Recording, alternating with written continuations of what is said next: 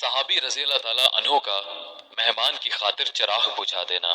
ایک صحابی حضور اقدس صلی اللہ علیہ وآلہ وسلم کی خدمت میں حاضر ہوئے اور بھوک اور پریشانی کی حالت کی اطلاع دی۔ حضور صلی اللہ علیہ وآلہ وسلم نے اپنے گھروں میں آدمی بھیجا، کہیں کچھ نہ ملا تو حضور صلی اللہ علیہ وآلہ وسلم نے صحابہ سے فرمایا کہ کوئی شخص ہے جو ان کی ایک رات کی مہمانی قبول کرے۔ ایک انصاری صحابی نے عرض کیا، یا رسول اللہ، میں مہمانی کروں گا۔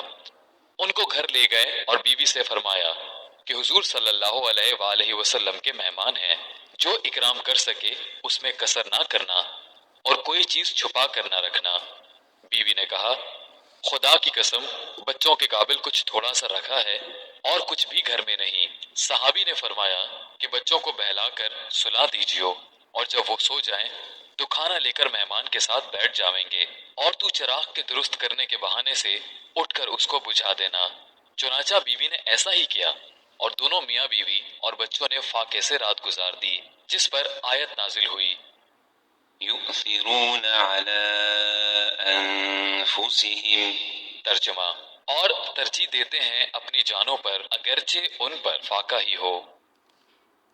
روزے دار کے لیے چراغ بجھا دینا۔ ایک صحابی رضی اللہ تعالیٰ عنہ روزے پر روزہ رکھتے تھے۔ افطار کے لیے کوئی چیز کھانے کی میسر نہ آتی تھی۔